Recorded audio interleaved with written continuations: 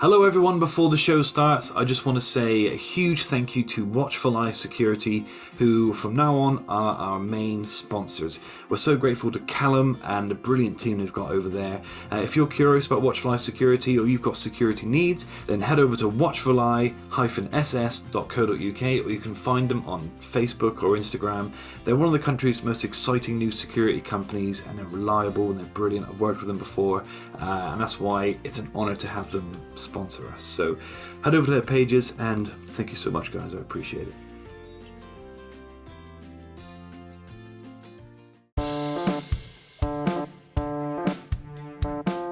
Hello, welcome to the Steve Calis Show. This is episode 2 of season 3, and I'm joined today by Kevin Payne. Kevin, how are you? And thank you so much for joining me. I'm doing well. Thanks for having me, Steve. Hey, no worries. Now, usually we're joined by my co-host, who's also called Kevin Harris, but he couldn't make it today. So it's just you and I shooting the breeze. Now, the reason I want to talk to you, Kevin, and the reason I'm so excited that you're here, is me and my company put a post on a Facebook group where they help you find guests for a podcast. And then you emailed me, you messaged me on Messenger, and I must admit, about a paragraph into what you messaged me, I was already gripped, and I already knew I want to talk to you.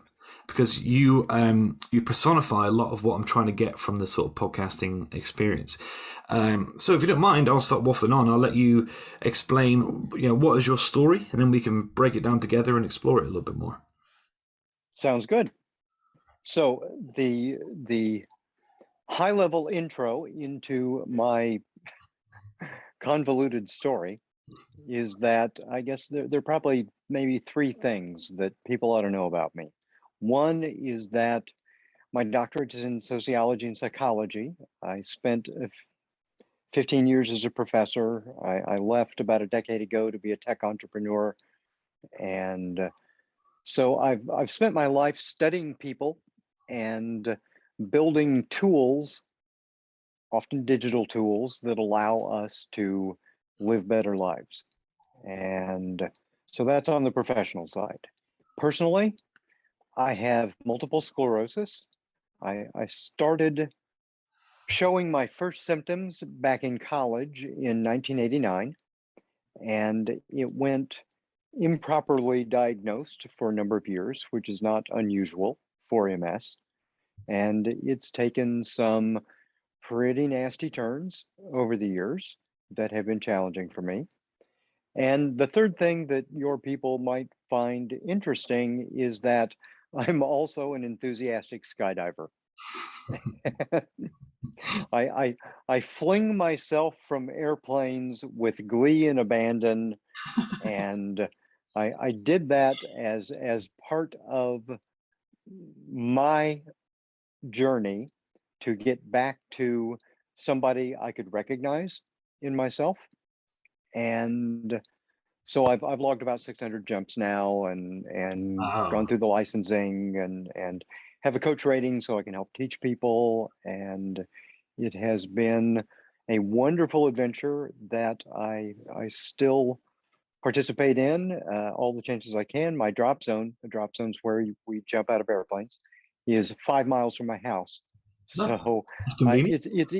it's very convenient. I work for myself. My boss is a jerk, but I know where all the skeletons are buried. So whenever I want to take off for an hour or two, I knock off and run down the road and jump out of a plane and then come back to work. Oh, okay. Hey, that's great. So when you sent me the message, there was a section where you said it's my story in a nutshell, and what you just sort of overviewed. Now, if you don't mind, there's some bits that I really want to ask you about. And now I've got you. Sure. I'm going to sort of probe. And by the way, I know a lot of it is, if any of it is, uncomfortable for you to reminisce about or remember them, you don't have to talk about it. I have to. When I decided to do this, and to get the book out, and all the curriculum and the tools and everything else, I had to make a deal with myself that I was going to be absolutely comfortable getting into all of the dark, icky parts of it, because even though for me the science is the important thing, that's what people can use to help build their own better lives. if it's not wrapped in my story, where people understand that I've really lived this both as diagnosed and caregiver, then it doesn't have the same impact. Yeah, I agree. And but I want you to know that this we are used to having conversations like this on this show. I mean, we've spoken to people who this podcast has changed my life for the better. It's given me real perspective because the people we've spoken to, and regular listeners will know, but we've spoken to a girl called Jessica Harrington, and she had to survive decades of sexual abuse from her stepfather. We spoke to a woman who lost her daughter under to illness, and it was awful. And but the reason I mention that is what I get from that is a real sense of perspective. Like, wow, okay, these people have been to hell and back and are still human, are still themselves. They're living great lives. They've managed to build something from that. And I always find it really inspiring, and it's made me very proud to do the show and tell those stories. So, but we'll explore your life point at a time, and you let me know if if for some reason you're uncomfortable at any time. But otherwise, we'll tally forth. Now we'll roll with it. It's fine. All right, cool. Thanks, man. I appreciate that. So, let's start with the multiple sclerosis condition. Sure. So, can you tell me what is it? What is it medically? What is it? Yeah, this is one of those things that it's common enough that almost everybody has heard of that, and that's because the MS Society, the MS Trust there in Britain, they've done an excellent job of getting the word out there, and so there are lots of fundraisers and things that go on. But beyond recognizing MS and maybe having this idea like, ooh, that's really icky, and oh, it's one of those that puts you in a wheelchair, right? That's probably about all that anybody really knows about it. So what it is, and it was not, we did not have this understanding of it back when I was first diagnosed correctly 15 years ago. So now we understand that it's an autoimmune condition. And with autoimmune conditions, our own immune system attacks part of our own body like it is an enemy, like a flu or a virus or something like that, that should be gotten rid of. In the case of MS, it is our central nervous system. So it's the myelin, which is this fatty substance that is like the insulator around our neurons, that gets attacked. And so it damages just about any place within our brain and our spinal cord. And because everything we think, feel, do, say, how we operate in the world, all of our dreams, all of our hopes pass through our central nervous system, those symptoms can be physical. So yes, I have leg issues, but I'm still walking around most of the time. They can be cognitive. So yes, I have cognitive symptoms. I'm not as sharp as I sometimes used to be. There are emotional symptoms. Sometimes I have labile emotions. So those are wildly changing emotions that don't relate directly to what's going on in the world. And it can be, really kind of confusing. I have difficulty sometimes processing social signals, interacting with other people. So if you go through all of my list, I mean, yes, I'm always in pain. I'm always medically fatigued. I'm always dealing with cognitive fog. But then there's a list of about 30 other symptoms that I experience that come and go. And so MS is it's a grab bag of a disease, and it is the gift that keeps on giving, and it's always surprising. Wow. Yeah, wait, thank you. That was because you're right. And there was I didn't want to carry on the interview and have to pretend almost that I knew what the scale of it was. Totally understand. Yeah, but thank you for that. That was really, in fact, I would like to have taken a couple of minutes to process everything you just said, because actually that's a very very, very scary condition. So that's your the lens. It's downright terrifying. Yeah. So especially when you say the way it affects your brain, like you say, it affects the lens you use to decipher what reality is and what everything is around you. And if that gets confused or blurry, that must be awful.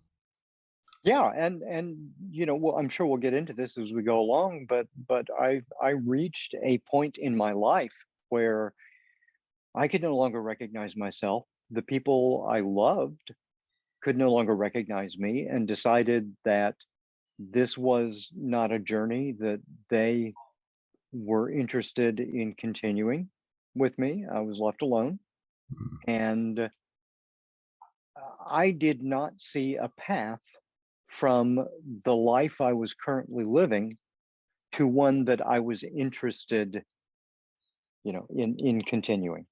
Yeah, And so I went to a really dark place. yeah.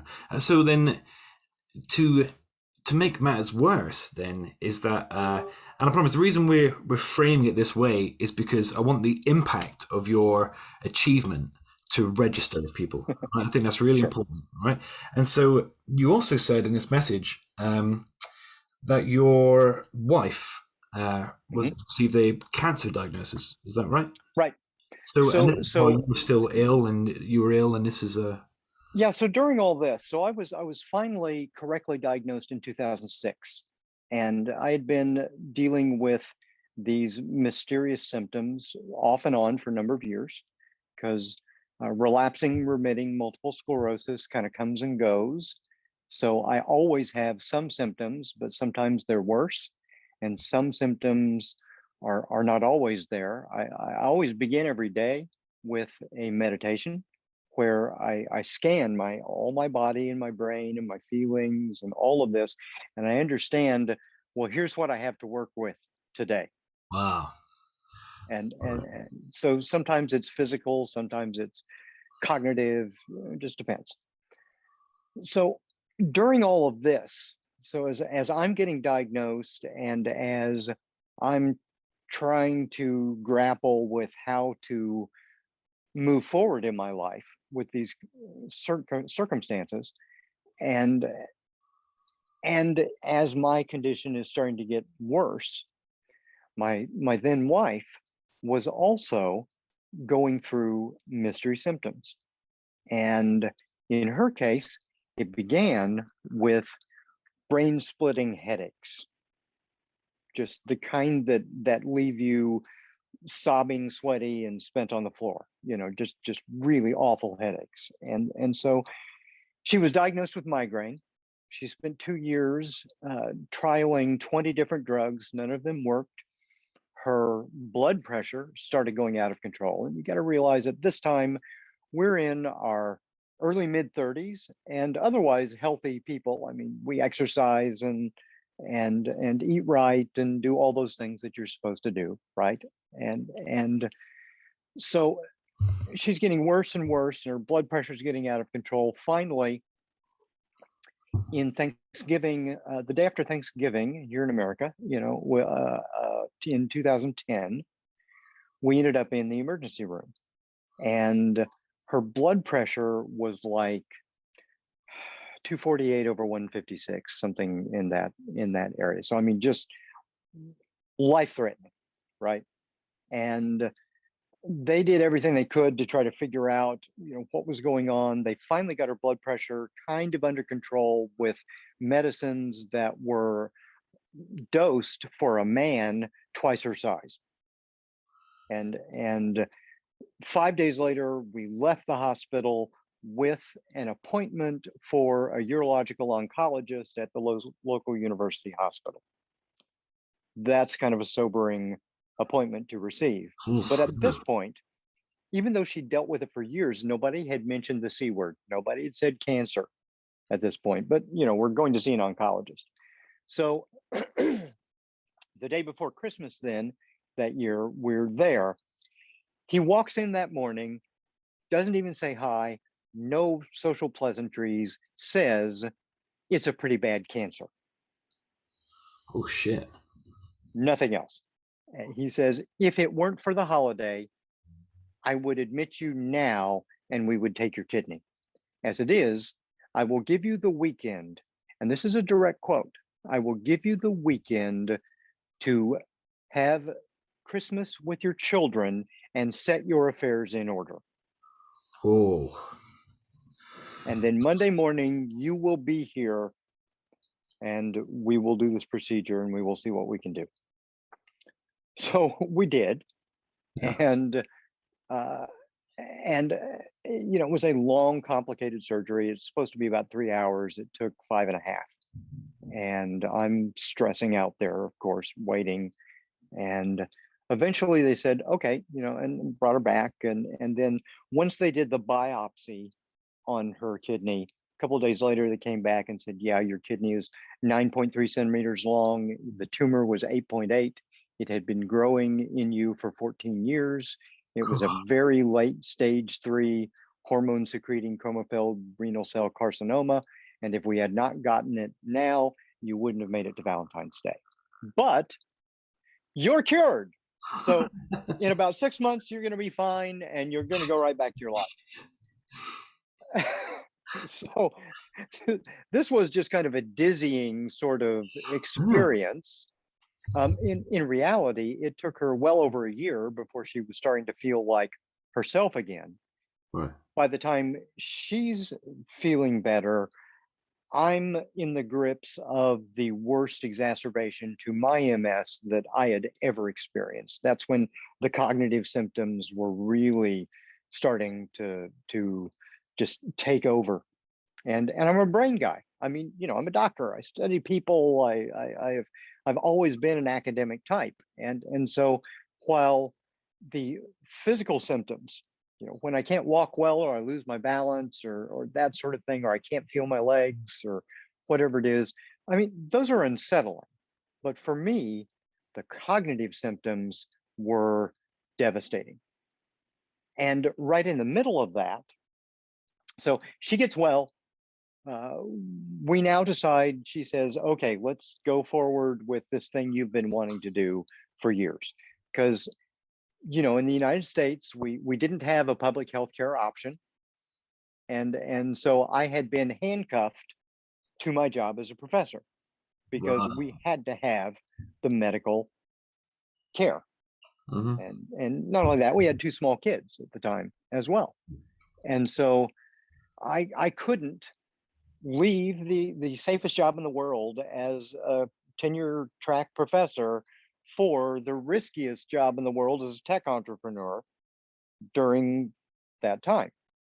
Yeah. But now she's better, and the Obama administration had passed the Affordable Care Act, so we did have a public health care option. So now I was able to leave being a professor, because I'd done it for 15 years and kind of thought I'd done everything I kind of wanted to do out of that, and start my tech company. So now we're hanging out there. She's still not working at this time. So it's just me. It's one income supporting the family of 4 with all of this. And I leave the safest job in the world to start up the tech company. That's brave. And then, I crazy maybe, I don't know. It's all a matter of perspective. So I did that, and now I had everything depended on getting the technology out of my head into my team so that we could build it and get it going. So we'd spent a couple of years on this, and we're moving, and then it's a massive right frontal temporal exacerbation. And so that's higher order cognition, that's social processing, that's emotional control, that's, lots and lots of stuff. And we have no safety net. And I got really depressed out of this, as you might expect. Yeah, Christ. So, okay, so, right, so here is that's the ordeal. These were the mountains to climb. And somehow, here you sit, handsome, articulate, and, it's just like, and look like you're doing great. So what's the journey then from there, these low points? And by the way, I do understand, I empathize with your, one of my great fears is the loss of. I've no. You'll know if I ever stood up, but I don't care about my physical body, but my mind is something I'm very, very protective over. And because when I was younger, me and my friends would experiment when we were teenagers with these different sorts of drugs. And the reason I stopped doing it there was because I found I really didn't enjoy what a lot of people taking drugs get out of the appeal, right? Yeah, the Mhm. disassociation and the all that sort of stuff that comes with it. But I didn't like it. I always like to be as in control of my faculties as I possibly can. So, Yeah, I'm right there with you. yeah, so when you talk to me about it, that's the part where I'm going, oh man, oh god, I understand why you would be so afraid of that and why that would be so awful. So that's yeah. Yeah, I talk about it in the book because in the book it's mostly science, but I wrap it in vignettes from my story, and I had three lifelong fears. I mean, people ask you, what do you fear the most? The first thing that I would say that I feared would be somehow losing my mind. Hmm. And really, I think that crystallized for me as a kid reading. I love to read, as a young man, I would read a lot of speculative fiction, so science fiction, fantasy, and those genres, right? And there is a story called Flowers for Algernon. I don't know if you've read it, but if you haven't, it's wonderful. It was originally a short story. It won tons of awards, and then it was Daniel Keyes expanded it into a book. But the book is about a young man who is developmentally challenged, who takes part in a a medical experiment to increase his IQ, and it all is written as if it's his journal entries. So it starts with lots of grammatical mistakes and simple syntax and things like that. And as the treatment works, he becomes much more erudite through, and so you can see his intelligence increasing through the writing. And then the experiment goes horribly wrong. And he loses this intelligence that he had been given through the experiment slowly, and he's aware of losing it as he goes. And as a kid, I found that the most terrifying story that I had ever heard of. Hmm. I mean, forget like Freddy and Jason and all that stuff. This was truly terrifying. Yeah. So I was always afraid that would be something that would happen to me. Okay, so check, I did lose my mind. The second thing that I was always afraid of was if that happened, I wouldn't handle it well. Check, I didn't handle it well. The third thing I was always afraid of was that I would be left alone. Check. My wife and kids decided that this was more than they could handle, and I was left alone. So every single thing that I feared most in life came to pass. And I was at my bottom. And then 3 weeks after my son left, who was the last one to leave, my dog traumatically died in front of me. And this is like the last connection I'm hanging on to, right? I'm going to You need know, some more wine. I reckon I've only bought. Should have bought the yeah, pub I, though. because I love my dogs. You've seen my dog wandering in and out here, and I've had Akitas for 30 years, and they are my buddies. And Sanmo had bloat. Nemo had bloat, which is uh, their stomach detaches from the inside, and it twists up inside them. And so it happened late on a Sunday night, and I rushed to the doggy ER, and they tried to save him, and they couldn't. It's a really awful way to go.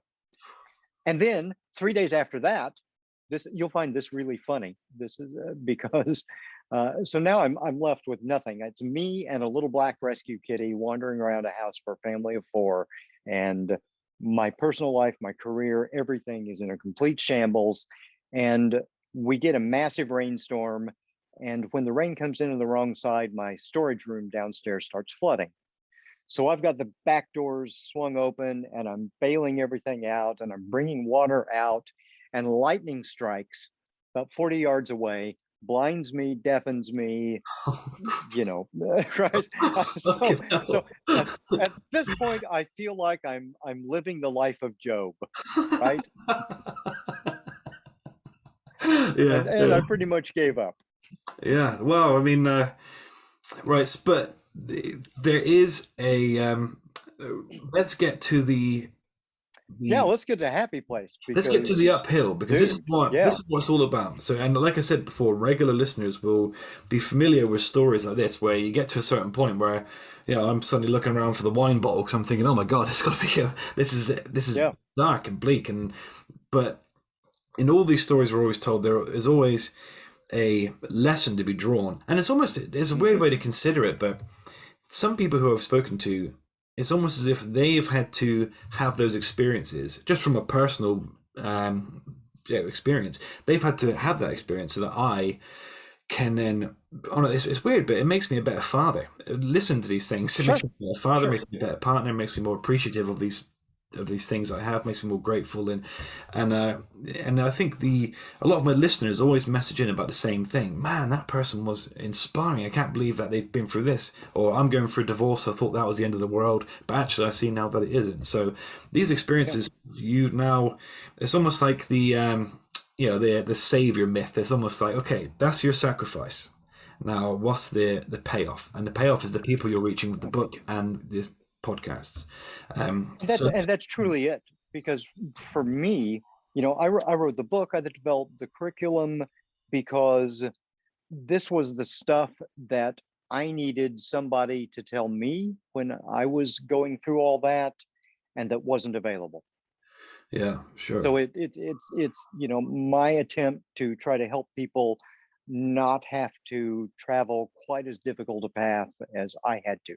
Because one of the things that really made it awful for me, that I really started getting down on myself about, is I got a PhD in people.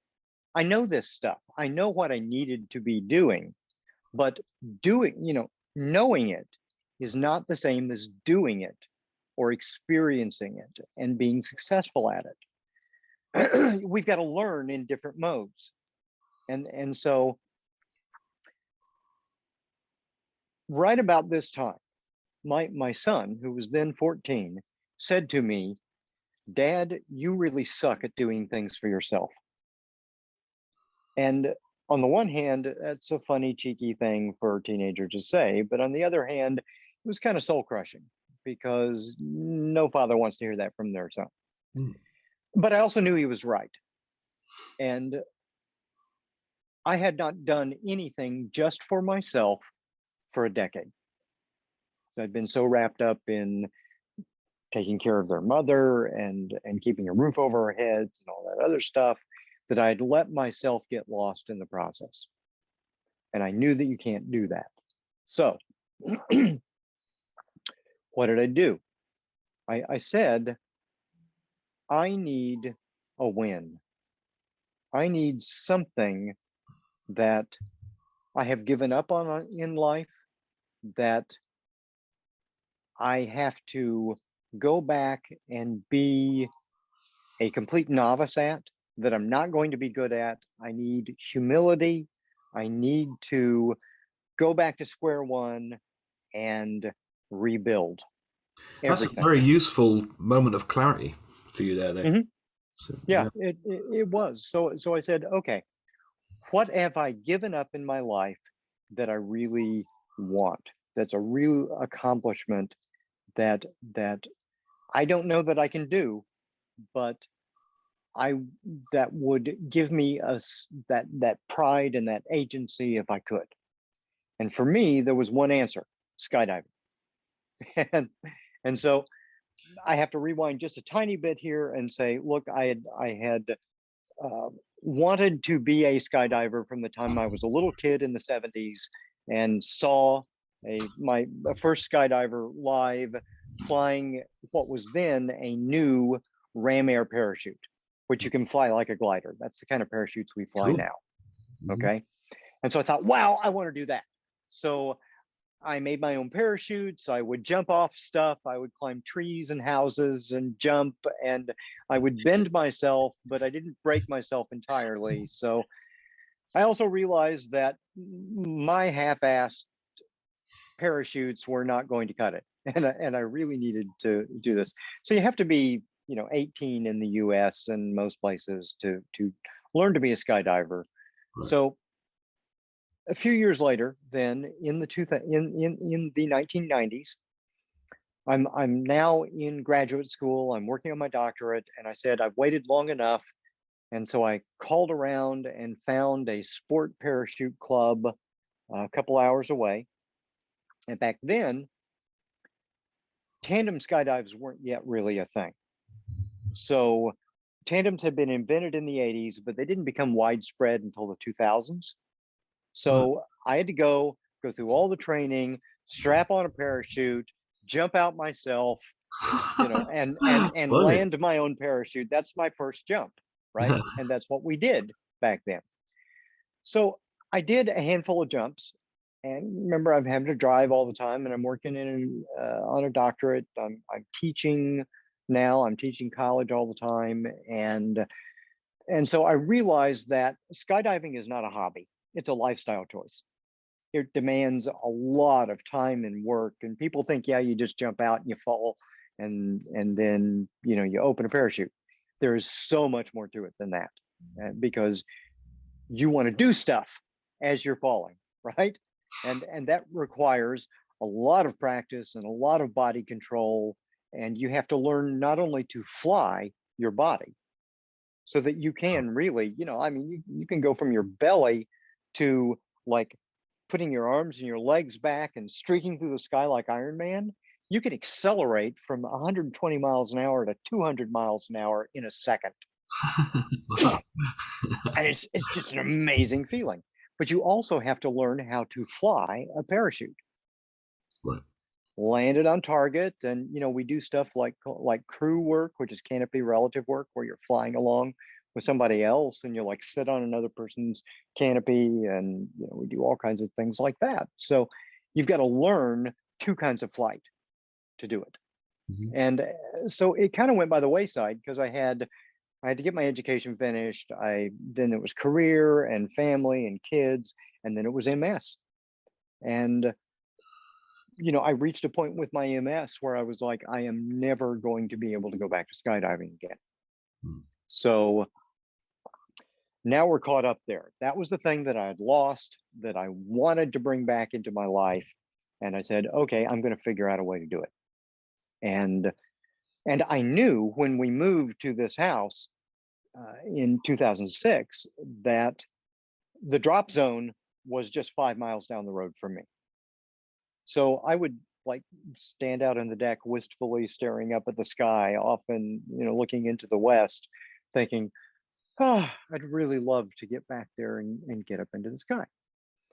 So I decided I needed a win. Skydiving was the win for me. I didn't know whether I was going to. So I went back, and of course I had to start all over again, and started the training again and did a few jumps. I did not tell anyone to begin with that I have MS, because I didn't want them to say, oh no, this is not for you, try bowling. Okay. That'd have been a bitter pill, wouldn't it? Yeah. It truly would. Mm. So I not to knock bowling, but it just is not my thing. So I had been through a few jumps, and after each training jump, we have debriefs afterward, because when you're getting your A license, your first license in skydiving, there are like over 100 skills that have to be checked off on your reference card. So I was having a lot of trouble controlling my legs in free fall. I would be spinning completely out of control, and then the last instant I would manage to get myself stable, and I would deploy. So I was altitude aware, I was deploying on time, but I didn't have leg control. So we're down doing the debrief after one of these student jumps. And my instructor walks over to me, and she's got thousands of jumps. She's so good that she's certified to train other instructors. Okay, so she's, you know, very good, very experienced. She sits down kind of wild-eyed across from me and says, "That was the most terrifying skydive I have ever experienced." And Oh. what's going on with your legs? I mean, to give people a visual, and I do have this on video, but to give people a visual, if you've ever seen Captain Marvel, that movie toward the end where she comes back to Earth and she's like flailing in space, all out of control, falling to the Earth, Yeah. that's what I looked like. Right. Oh, Christ. And Yeah. then at the last instant, bam, got stable, pulled on time. She said, "What's going on?" And I said, "Well, I can't feel my legs below my knees." And she looks at me funny and she says, "Well, what, did you injure yourself or something?" I was like, "No, it's MS." And so I explained to her and she's like, "Wow." So long story short, everybody at the drop zone really banded together with me. And, you know, skydivers call each other Sky Family, because facing an activity where you can die and you really have to trust each other builds really close bonds. Yeah. And so everybody really got behind me. They worked with me. Normally it takes 25 jumps to get your A license. It took me 47, Mhm. just so that and a lot of extra work on the ground and in vertical wind tunnels so that I could, you know, really understand what was going on with my legs. Mhm. And you know, learning how to stand up a landing when you can't feel your legs too was a challenge. I I bet it learned was. I learned to feel the pressure at my knees. Wow. So so I got that. And and this was 2019. And I logged about 140 jumps that year and got my first and my second license. And then I said, okay, in 2020, I'm going to set myself a real goal. And I'm going to become a legit skydiver, which means you got to get over 500 jumps, because there's A, B, C, D license in skydiving. The highest level licensing comes when you have 500 jumps. Right. And then you are eligible for professional ratings, and you know, and all along the way I got my coach rating so I could help teach people. But to do that, I had, my goal was, I'm going to log better than one jump a day for the entire year. Wow. So we had 366 days in the leap year. I logged 307 Wow. and crossed 500, and you know, became a legit skydiver. Wow. So, well, what must that take me to that moment when you got it? So that must have been I mean, that must have been a real moment of, oh, yeah, fuck you. You know, I I was almost as proud of that as getting my doctorate. Yeah, yeah, I bet. You know, it was because it's there may be 40,000 people in the history of skydiving in the US that have logged that many jumps. Yeah, that's And amazing. you know, it's not like I'm like a great skydiver. I will never be a great skydiver. And I know tons of people, you know, I know people who have tens of thousands of jumps, who do it every day, you know, professionally for decades. But that's still a point that most people never get to in Mhm. skydiving. And I thought, yeah, that was something that I could be proud of. Because here's the thing: every time I go out of an airplane, which is normally at 14,000 feet, so 14,000 feet, a little voice in the back of my head says 82 seconds. Because at 14,000 feet, when I exit, my life expectancy is now 82 seconds. In 82 seconds, I will impact the earth unless I do something really right. Oh, that's some added pressure for man. I But it would is. choose I to mean, ignore it's the voice. Great, that's scary. yeah, no, it's because I want to embrace it, and Oh, and so like the photo on the cover of my book, if people see it here, it's I'm at 5,000 feet when this was taken. It took 8 jumps over 6 weeks to get this photo because I this photo tells the story of the book hmm. right here. And I'm right there, and it's got this, the sun's on the horizon, beautiful clouds below me and everything. And I've got my hands up to my forehead like this, and I'm just about ready to sweep out in this broad direction. And I explain it in the prologue to the book. But but that's a gesture that every skydiver in the world will recognize. It's called the wave off, because there is a point in every skydive where we've done our thing. Now we separate from one another and we make an affirmative decision to choose life. Because at 5,000 feet, I've got 27 seconds left to live if I do nothing. So at 27 seconds, I'm falling. There's, and gravity is going to win. But I am saying, I'm warning everybody in my airspace, I am about to take action to save myself. And I do that. And that's what I want everyone to feel when they pick up this book.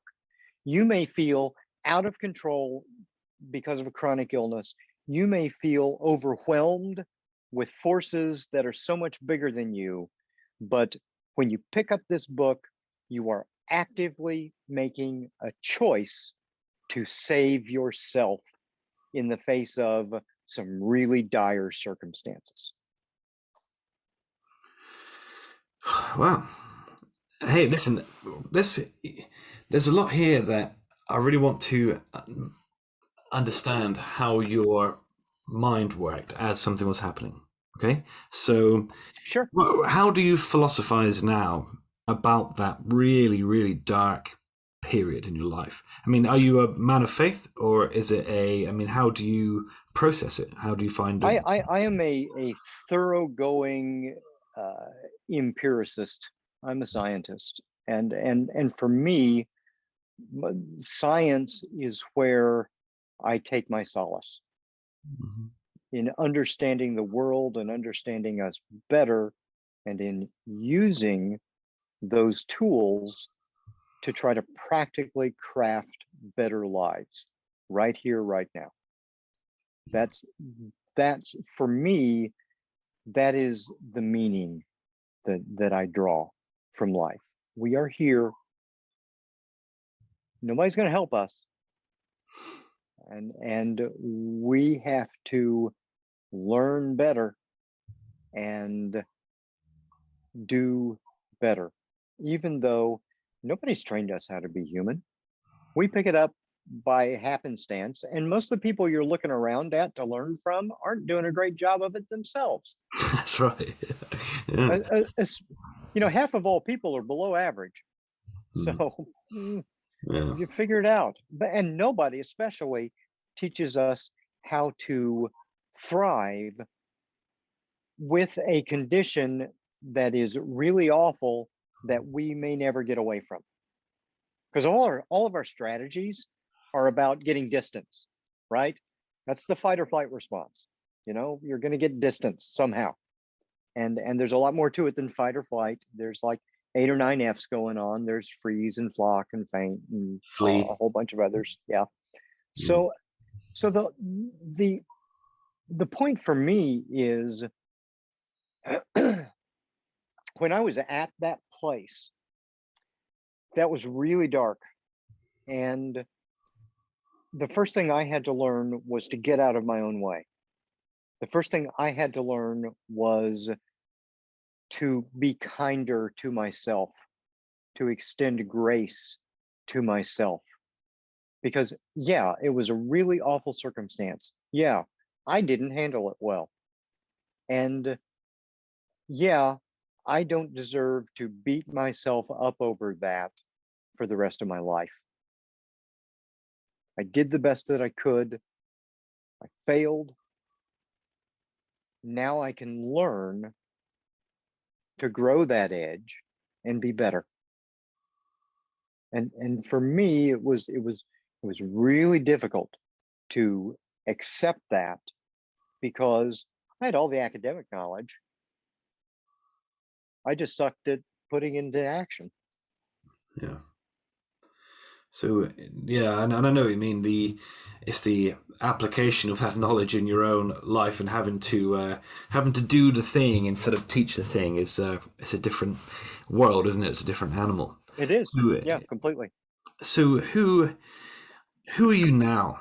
So you are the sum of all of those parts, and all of these things have happened to you. Who are you today? What is it that makes you who you are? I mean, are things better for you now, personally, and you're physically still having difficulties? Well, who are you now? Yeah, I mean, well, physical difficulties come and go, and certainly for me, I think that too often people with chronic health conditions get advice from their physicians and other medical, therapeutic, health, wellness professionals to take it easy, right? And that is absolutely the wrong advice. And I want to choke the living snot out of every single well-meaning one of them. That's just wrong. We have to adapt differently. And with a chronic health condition, it becomes painfully more important to work to be as fit as you can in every other way. Physically, mentally, emotionally, whatever it is, because life has stripped you of your margins. We can no longer be as sloppy with our lives as we often are. We have conditions that take us to our edges and hold us there. And so for me, working my brain every morning, meditating, right? Working my body every morning, lift weights, I row. I like to run, but I don't very often because my balance goes wonky sometimes. And so rowing is a better option, but I like rowing. I rowed in Oxford, and so as an undergrad, and that was a lot of fun. So working myself, engaging myself, getting out in the world, and for me, pivoting my entire career to building something that is useful for other people out of all of this science and all of this experience that I've been through. That gives me a great deal of joy and satisfaction. And for me, it began with building the confidence that, yes, every day I can put myself in a circumstance that many people would find terrifying, with death imminent, and I can save myself every time. So granted, I'm a little dense, and I had to kind of do an extreme exposure therapy sort of thing, and I hope other people don't have to go to those lengths to do that. But we can lose our sense of agency, the sense that we have not control, but influence over the directions of our own lives. And we have to consciously, actively build that back. And for me, one part of it was skydiving. The other part of it was turning all of the research I'd been doing for decades into something useful for my people, right? Yeah. I mean, it's amazing, and it brings to mind on a much, much smaller scale.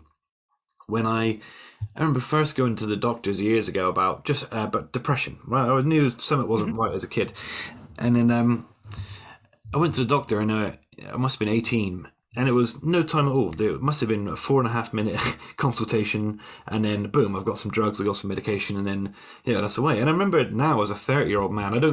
I still struggle with my mental health, but I don't medicate for it. I think because I don't remember him ever going, what's your diet like? What's your relationships like? Do you get out enough? Right. Do you exercise enough? All the things that you need in order to maintain your mental health anyway, that we can neglect. And I remember thinking, man, he just threw those at an 18-year-old kid, those drugs, those antidepressants, those things. And eventually I came off them because I felt they numbed my creative personality, and I wasn't the same me sort of on them. So I do hear what you're saying with that, because it must be, here you are, an example of, listen, you can do it. On the other side of the discomfort, on the other side of the struggle and the pain, is a life that you can actually forge for yourself and be proud of and be active. And like you said, you're saving your own life every day. You're working and doing something. So I think the work that you're doing is incredible. So is that why, are you in a position now where you can look back on those experiences and be maybe not, maybe not grateful is the right word, but do you practice some aspect of gratitude because they can go, John, without that, I wouldn't have this, and Well, I definitely practice gratitude constantly, because that's really important. Mhm. However, I think people kind of misunderstand gratitude sometimes. And I don't have to be grateful for MS. I am not grateful for MS. I don't beat myself up over it either. I really don't think about it very much day in and day out. I tend to think of functional symptoms that tend to get in the way. Okay, so today I'm having challenges with my legs. Today I'm going to have to work around this cognitive issue. Today I'm really, really medically fatigued. That sort of and so it's easy to get kind of fixated on the word of the diagnosis, but that word that's crucial, because it that naming gives you a label that you can hang everything on, but the name isn't knowing it. The knowing of it is those, and the understanding of it, those are these symptoms that you experience day in and day out that you practically have to navigate. So yes, having the name, that's great. Having the name gives me access to support within the healthcare system. That's crucial. Having the name gives other people a handle to hang what I'm dealing with on, so that it gives it some legitimacy, right? But but when it comes to MS itself, I don't really care one way or another about it. Excuse me. I care about the practical issues that I'm going to have to deal with day in and day out, Mhm. because I live at the level of experience, and that's kind of an abstraction. I don't live at that level. Yeah, yeah, So that makes sense, and I think that's a wonderful way of thinking about it. So instead of the reality, instead of you being stuck in a scary hut in a endless woods in a dark environment, instead what you are is you're warm in a house, and you'll tackle that first. Where do we go now? You're breaking down. The thing isn't an enormous monster constantly on your back. It's okay, well, it's a little bit heavier today. How do we tackle it? And then you're breaking up the things into manageable pieces so that you aren't MS. You're not MS man. You're a guy who has these symptoms, and those symptoms are connected to the MS, which is a distant thought. So I think, okay, so you mentioned the word monster, and I got to tell this story real quick then, because when I was first diagnosed, my kids were really small, and I came home and set everybody around the kitchen table and explained what was going on. So the thing you have to understand is that years before, so like 30 years ago now, I lived in England during the mad cow scare. And because of that, in the United States, to this day, because I lived there, I can't donate blood. Oh wow. True story. Right. True story. So yeah, if you lived there for, during that time period for more than a few months, then you can't donate blood still. Mm. So it had become a running joke in my family that I would someday come down with variant Creutzfeldt-Jakob disease, mad cow. So I explain MS to my little kids and everything, and my then wife, and my kids are silent after I explain what's going on with the brain and all that stuff. And one of them leans into the other and says, in kind of a stage whisper, "Daddy got the cow." Oh no. So instead of a monster, Mm. it became Daddy's mad cow. And on days when, but that is such a much better way to frame it, because as if you frame your life as a battle with a monster, you will lose every time. A cow is big, bulky, smelly, she gets in the way, but you can handle a cow. Yeah. And so when my symptoms were bad on a day, my kids would say to one another, "Yeah, Daddy's cow's mad today." And on one occasion, when they thought I couldn't hear and my symptoms were really bad that day, one of them said to the other, "Daddy's cow is really pissed." Of course. Brilliant. Yeah. So that was one of the very first reframing devices that I used. I didn't frame my life as a battle with a monster, because you can never live up to that. Yeah. That will exhaust you. Yeah. And it's not like we don't need to fight sometimes, but when you get into that mode, you're tripping your parasympathetic nervous system, and there's all kinds of distressing things that are going on in your system that you can't live day in and day out. That's for special, acute, emergent circumstances. So we can't frame our lives trying to live there, because we will exhaust ourselves. This is a marathon, not a sprint. Yeah, I think those are really handy tools. Like it's almost like oh, am I gone blurry? My whole dimension's been altered by this conversation. Let me just, there we go. Am I still there? Find me, camera. Oh, I'm still here. Yeah, I mean, I think that's I think one of the things that's helped me in the last sort of 10 years has been reframing situations that I'm in, because you can go, especially since becoming a father, because there's times where, it seems like, oh, fucking hell, the house has fallen apart. We don't make enough money. This is that, da, da, da, da. And then my girlfriend will say, there's something wrong with the window. The curtain pole's falling down. And if you let it piles up and piles up and becomes an enormous mountain to climb. But so what I always do then is I write down everything on a list, and I go, okay, listen, we'll tackle it one thing at a time, break it down into manageable pieces, and then reframe it so that we're back in control of whatever the problem is. So I really respect you doing that with the with MS and this situation that you're in. Did you are you back in contact with your kids now? I mean, did you manage to repair that aspect, or I mean, is that still you? It's up to them. Yeah. I can only be open. They have to communicate as well. Yeah. And sure, it breaks my heart every day, but you're this. I'm going to be blurry for the rest of the conversation. That's just the way the way it's going. That's all right, Mike. Yeah. Well, I mean, I think you, like I said, I mean, it's interesting that you, when you brought up Job earlier in this story, and I was thinking to myself, it's the fact that these things have happened to you. And the reason I asked if you're a man of faith is because you could easily, a person of faith could easily say, "Oh, Joe, these things happened to you because you were able to survive them." Whereas if these things would happen to someone else, it wouldn't be for the greater good. It wouldn't be someone who's teaching other people these lessons, and they might not have been able to survive the things that you've coped with. I mean, does that give you some strength at least to go, man, Joe, wow, what can I do? I mean, I'm a pretty amazing guy. I've achieved things that.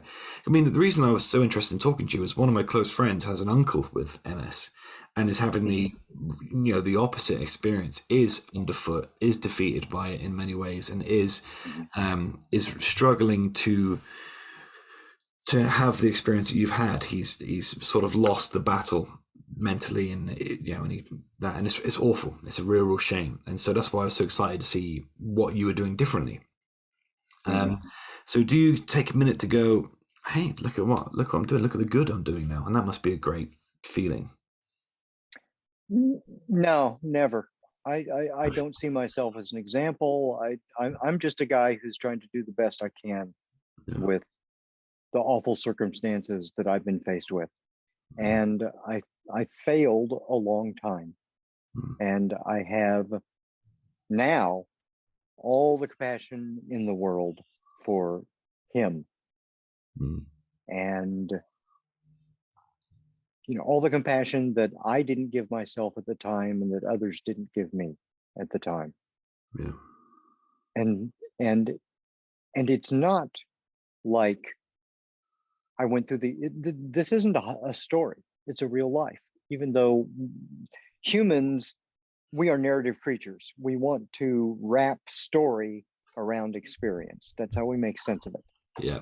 And So I'm still here, by the way. Yeah, no worries. Yeah, there we go. Wow, now you're clear. Woohoo! And so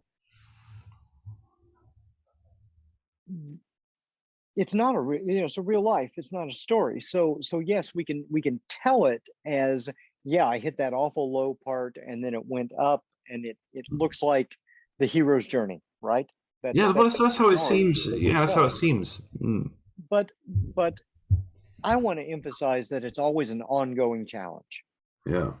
This is not something that so you don't feel like you've won. You feel like you're still fighting. When I'm dead is when I'm done. And there are always good days and bad days. I have a lot more good days than I have bad days anymore. And that's good.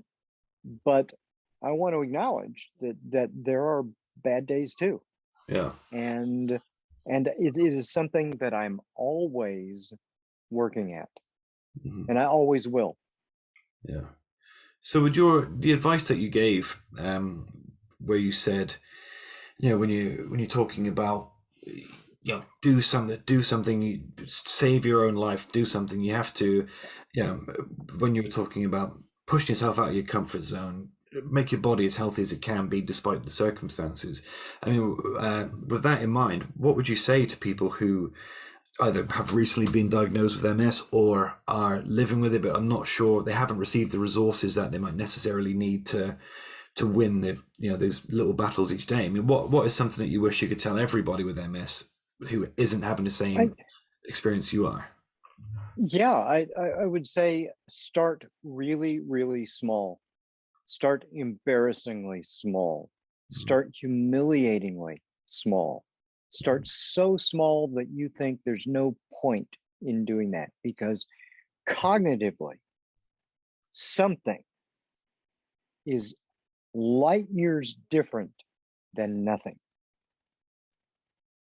If we just do nothing and ruminate and beat ourselves up over nothing day after day after day, then we will lose.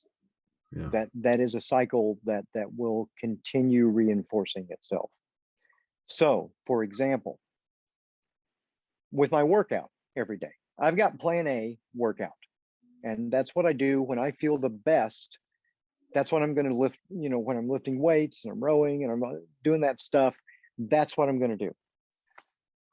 Most days aren't a plan A day. So I've got plan B. And plan B is, this is what I can reliably deliver on an average day. But then I also have plan C. And plan C is for that day that is so awful that I really seriously don't even feel like doing any kind of workout. Well, what we have to understand is a behavioral change is not just the behavior. It's the tip of an iceberg. And that behavior is doing identity work and cognitive work and emotional work in, and all of that other stuff. So what I have to do is, some days there are days that I don't feel like working out, but I have to maintain the identity and the habit of someone who does. And that's what Plan C is about. So I will still take that time and I will go down to my weight room and I may take 5-pound weights and just barely move them around a little bit. Or on the very worst of days, I may just sit there on the weight bench and mentally walk myself through the workout. Because what am I doing? I'm maintaining the place for that in my life and in my identity. And people wonder why they don't stick with their behavior when they try to change it. Well, it's because you're just thinking of it as a behavior. And it is actually just the surface manifestation of so much more that's going on in your life. Wow. I mean, that actually, that's very helpful advice on a personal level for me too. Just, yeah, I mean, so is there? I've got a whole podcast episode on that, by the way. I did Oh, about a year ago. Yeah, and it's in the book. So yeah, I was going to ask you about your book actually, because this, I'm actually currently in a makeshift studio where, because my normally I record at night when my son and my partner are asleep, so I go downstairs, a much nicer recording area, but they're up and awake, and I've got to sort of hide in this sort of cupboard room. But this shelf you see behind me here, I populate with books written by people on the podcasts that I've spoken to. And I'd really love a copy of your book. So where can we find that? Is it Amazon? And sure. Yeah, you can get it at Amazon, other places. It's out. When are you going to air this episode? February, second week of February. Okay, so it is out on February 7th. So it'll be out. Oh, okay, yeah, sure. When this appears.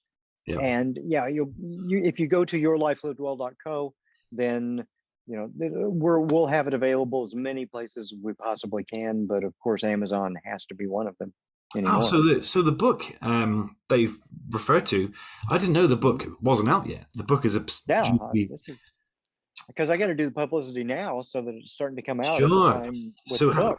How are you feeling about it? Are you excited? Are you nervous? How are you feeling to get your story out there? Yeah, I'm very excited because I actually wrote this book once a couple of years ago, and sent it out to some people and got feedback on it, and they were like, "Science is great, it's got to have your story."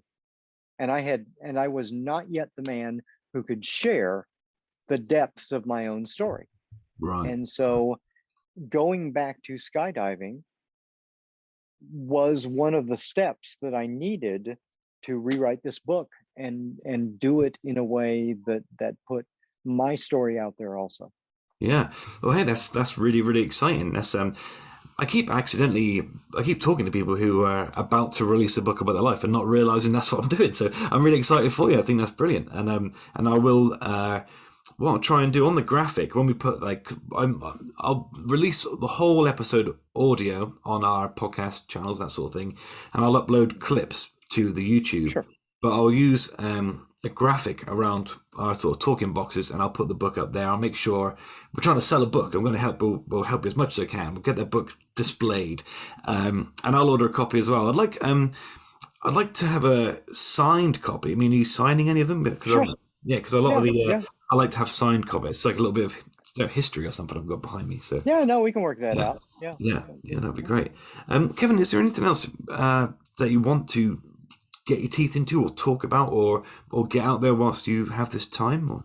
Because we've got a great audience reach in the UK, especially in the southwest of England. I mean, we're the sort of core podcast there. So it's a good opportunity for you to, if there's anything else you want to say, or if there's something that you wanted to people to take from this episode when they're thinking about it later on. I mean, what is it that you want to leave them with?